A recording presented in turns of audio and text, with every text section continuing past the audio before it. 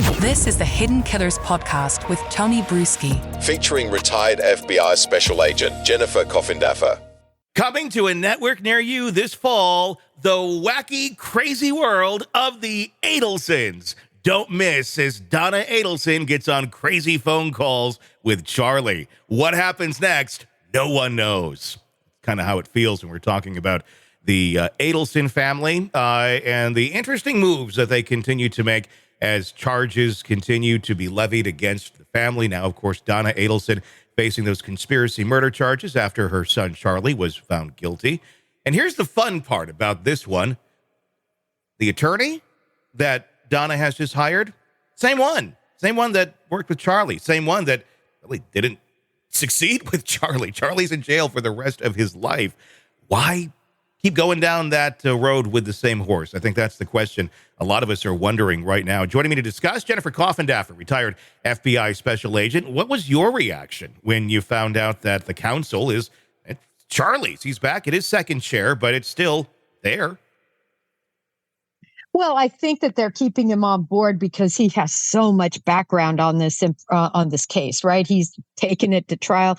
He knows this case inside and out, and it takes hours and hours and hundreds of thousands of dollars really to catch somebody up on a case like this. So I think that they're bargaining that he can be more helpful than hurtful. It's not a bad idea. It's essentially you have your consultant with you, if you will, on this. Okay, well, we need to get from point A to point B, which may take originally took the attorney several days, a lot of work. He already has the answer to some of these questions. Let's use that knowledge and the work that we've already done to help us going forward. But this is going to be a very different trial, if in fact we do get to trial and there's not some sort of a plea deal made. Let's talk about that a little bit. The arguments that were made for Charlie are going to be very different than arguments that may be made for Donna. Where do you think that's going to go, and what direction or strategy do you think the attorneys for Donna Adelson are going to take? Well, I think it's going to be a less stiff road to climb than Charlie. I mean, Charlie's case was so strong. And, the biggest thing that really got her in so much trouble was the fleeing. Anytime you try to run, that typically is a sign of what we love to call consciousness of guilt. Yeah. And that's what that showed. There's a lot of other strong evidence that we saw throughout the trial. I think that if she's smart, she'll take a plea, but I don't think she will. I think this is going to trial. You think she's just so dug in and believes that she's so right that it's almost beneath her to take a plea? Is this more of an ego play with her more than anything else? Yeah, I think it's a huge ego play. And, we saw this by their discussions on the jury members. Mm-hmm. I mean, how they feel, how elitist they truly think they are. Yes. Yeah, I mean, those those were entertaining, to say the least, when we were seeing what they were saying about the jury. One of the comments, one of the statements that Charlie made, there were 5 black women on the jury, 1 black guy that was a sergeant, 1 kind of redneck looking a lither bit, and then 3 guys that looked like they were inbred, that were like out of shape, 30 years old, looked like they've never had a girl in their life. And it goes on and on and on. And it's an echo chamber that they seem to live in on these phone calls, and so many of them now out there for public consumption of, hey, you were great. You got 95 on that. They never get to the merits of anything. It's just kind of a lot of, you were great. No, you were great. Everybody found us to be disgusting and guilty, but you were great. That's kind of how this works.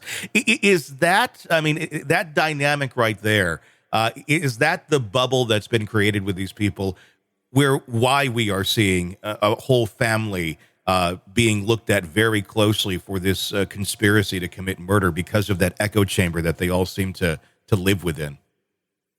Well, an echo chamber of narcissistic behavior. Yeah, 100%. Where they just really think of themselves as being completely untouchable, and they're going to outsmart everyone.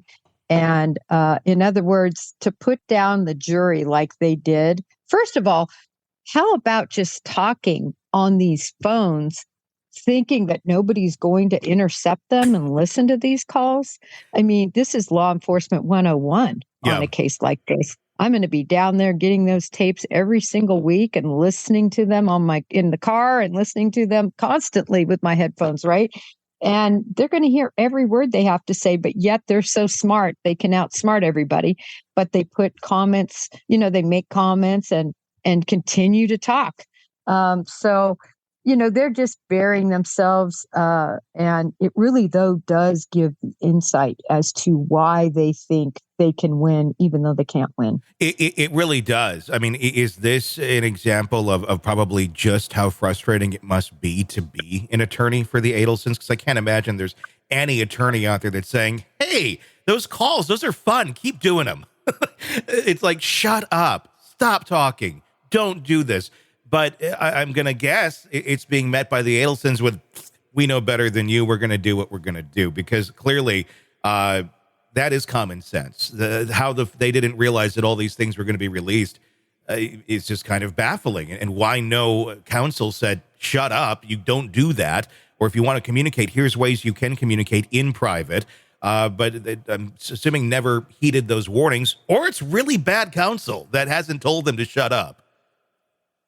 Right. Obviously, we can't be inside of what those discussions were. But wow, either they're completely ignoring good advice or they're not getting any advice. But it seems to me like, just from the totality of that case, that they know it all and that they're going to continue to believe that they're smarter and wiser than everyone, and just let it shake out where it may.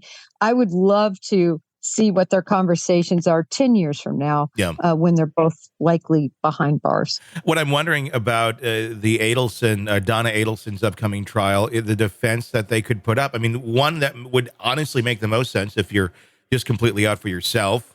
Donna Adelson may be. I mean, we're talking a lot of narcissism here, but almost like familial narcissism within a system. So this, I think, makes this a little bit more of a stretch. Is, will Donna basically throw Charlie under the bus, going, look, I was just the grandmother. I've heard him say weird things. He's kind of, got a hot head, said this or that. I never took it seriously. I thought it was just him, blowing off steam. And did I talk about this back and forth with him or my husband? Sure, but I didn't think it was going to be anything. I mean, that could be a fairly valid defense, or at least something to go at with when she hits the courtroom. Well, I'm sure she'll try to, play the role. I can just picture her already with the white shirt, with the neck clear up to the chin, looking as grandmotherly and weak and as they can make her look. But I don't think it's going to fly with all we know on this case and with her actions on this case. Her consciousness of guilt is out there for all to see, and that's going to be one of the highlights of the trial. What about the other family members that are still out there? Specifically, I mean, we know we've talked about Wendy. I'm talking about her in a second, but her husband, Donna Adelson's husband, he was there at the airport, ready to get on that airplane and fly away with Donna. You can hear him in the background of a lot of those calls. Sometimes he does speak. Like I've said a few times, he reminds me of Peanuts. He's kind of in the background, and then she goes off, and he's like, So if nothing, he's certainly aware, I would think, of what was going on or what Donna has been conspiring to do, or allegedly conspiring to do. How come there hasn't been any charges against him at this point? Or are they kind of just sitting back, waiting and going, well, these guys like to incriminate themselves. Let's just do that. Let them do that on their own, and we'll get them when it's time. Right. I think that could be right. Exactly what you said, kind of giving them enough rope to hang themselves, as the saying goes. The other thing is, it does take a while to build up a case like that. That would be a case that would be aiding and abetting, harboring type of an allegation. And, there would be a lot to prove on that to make that kind of a case fly in this situation. I'll be interested to see how this really plays out and if he ends up doing himself in just like she did. Sick of the ads? We are too. Start listening with no commercials now and get access to all of our episodes in advance of everyone else. Become a True Crime Today Premium Plus subscriber on Apple Podcasts. Search True Crime Today Premium Plus on Apple Podcasts or go to our podcast page and sign up now. True Crime Today Premium Plus. Sign up now.